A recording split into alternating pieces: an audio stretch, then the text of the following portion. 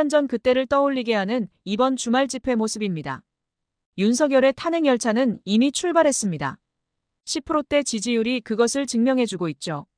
그러나 아직도 용산은 정신이 덜 든 모양입니다. 영상 시청 전 구독과 좋아요 한 번씩 부탁드리겠습니다. 국민들을 개돼지로 생각하는 것일까요?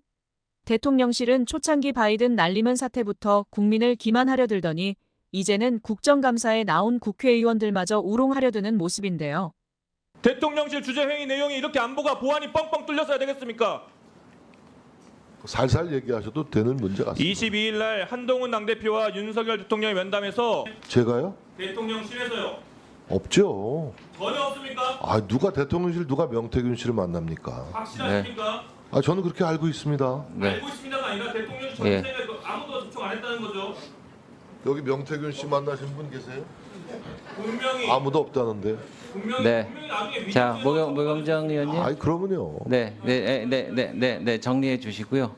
이건 정치는 좀 아닌 것 같습니다. 예를 들어서 지금 방금 모경정 의원의 질의에 대해서 뭐 살살 말씀하셔도 된다라고 한다든지 천하람 의원의 질의에 대해서도 당신 그 개혁신당 지지율이나 신경 쓰라고 한다든지 어쨌든 다음 세대를 짊어질 청년 정치인이라고 하더라도 어쨌건 국민의 공복으로 이 자리에 나와서 국민들께 대답을 구하는 자리인데 가만 보면 윤석열의 눈귀를 닫고 있는 게 정진석인 것 같습니다.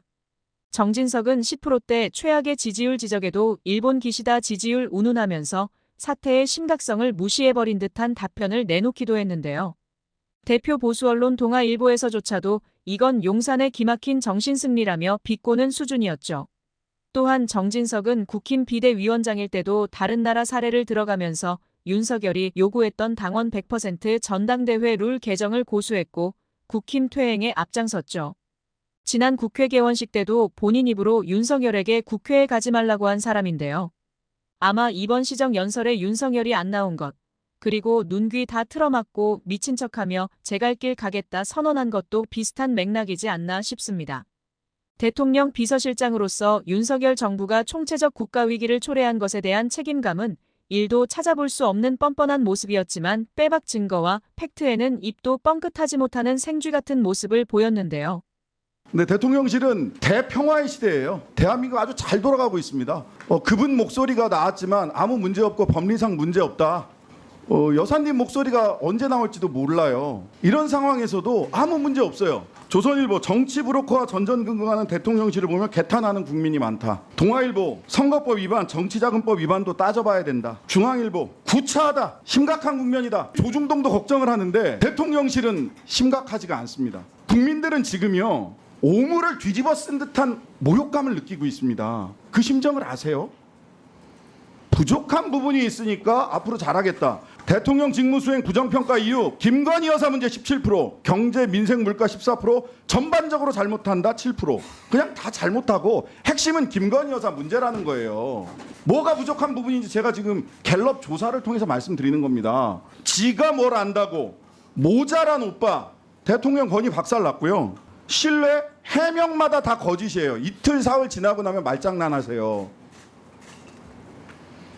대통령이 권위와 신뢰를 잃으니까 국정 동력이 다 상실되는 거 아닙니까? TK에서 18% 나오는 거잖아요. 이걸 그냥 부족한 부분은 채워나가겠습니다라는 생각으로 이 지금 국면을 헤쳐나갈 수 있을 거라고 생각하세요? 아무리 지금 국회에 나와서 포커페이스하고 평화로운 척 하려고 얘기를 하지만 지금 국회에서는 그렇다 치더라도요. 어제도 뭐 이렇게 긴급 오찬회의하고 하셨더만요. 제발 내부에서는 위기감을 가지고 이 국면을 있는 그대로 보세요. 가면극 놀이하고 계시는 것 같아요. 지금 앉아 계신 분들의 말씀하는 거 들어보면 그 조그만 파우치 법리상 문제가 없다라고 얘기를 했는데 그렇게 법리를 따져서 이야기하셔서 위기 국면을 돌파하셨습니까? 그렇게 평가하세요? 김건희 리스크 해결됐다고 생각하세요? 아무리 그 블러핑하고 포커페이스 한다고 하지만 그런 거는 도박판에 가서 하는 겁니다. 국정이 도박은 아니지 않습니까? 다음 내용을 다 아시기 때문에. 예, 실장님, 예, 시간이 부족해서 네. 질의에 집중해 주시기 바랍니다. 네네. 앞선 질의에서 대통령실은 여론조사를 안 한다고 그러셨는데 정기 여론조사를 안 한다. 예, 정기 여론조사를 안 한다 그랬죠. 그 입장 유지합니까? 그렇습니다. 예. PPT 보시죠. 이게 24년도 예산 강목 명세서 비서실에서 펴낸 자료예요. 항목 보십시오. 이 정기지표 조사, 이 돈은 어디다 쓰십니까? 조사도 안 하는데. 전 2024년 1월 넘어가겠습니다. 위증에 대한 입장을 질의 끝난 다음에 밝혀주시기 바라고요. 나라 팔아먹은 친일파 후손의 피를 제대로 물려받은 것 같습니다. 한편 국힘은 야당에 압도당한 의석수, 갈 때까지 간 윤석열 한동훈 갈등. 보수 언론의 TK 지지층마저 붕괴. 이 정도면 답이 없는 정부임을 분명히 알지만 박근혜 탄핵 때 겪어본 보수 붕괴의 두려움 때문인지 민주당의 추가 녹취가 제발 없기만을 바라면서 센 척하는 모습인데요. 시정연설은 정부가 새 예산안을 국회에 제출하면서 예산 편성 기조와 주요 정책 방향을 국민께 직접 보고하고 국회의 협조를 구하는 국정의 중요한 과정입니다. 대통령께서 직접 시정연설을 하는 것이 국민에 대한 예의이고 국회에 대한 존중입니다. 국민의 인식이 그렇습니다. 불가피한 사유 없이 대통령 시정연설을 마다하는 것은 온당치 않습니다. 국민들께서도 크게 실망하셨을 것입니다. 민생 위기가 국민의 삶을 심각하게 위협하고 있습니다. 의료 대란, 세수 펑크, 남북 대결과 북러 군사 밀착 등 국민의 고통과 불안을 가중시키는 문제가 한둘이 아닙니다. 총체적 국정 난맥의 심화라고밖에 할 수 없는 비상한 상황입니다. 국민께 설명해야 합니다. 이 난국을 어떻게 타개해 국민이 편안해질 수 있는지 소상히 밝혀야 합니다. 국민은 대통령의 생각을 직접 들을 권리가 있고 대통령은 국민께 보고할 책무가 있습니다. 대통령의 시정연설 거부는 국민에 대한 권리 침해입니다. 국민의 대표기관인 국회의 수장으로서 강력한 유감의 뜻을 표합니다.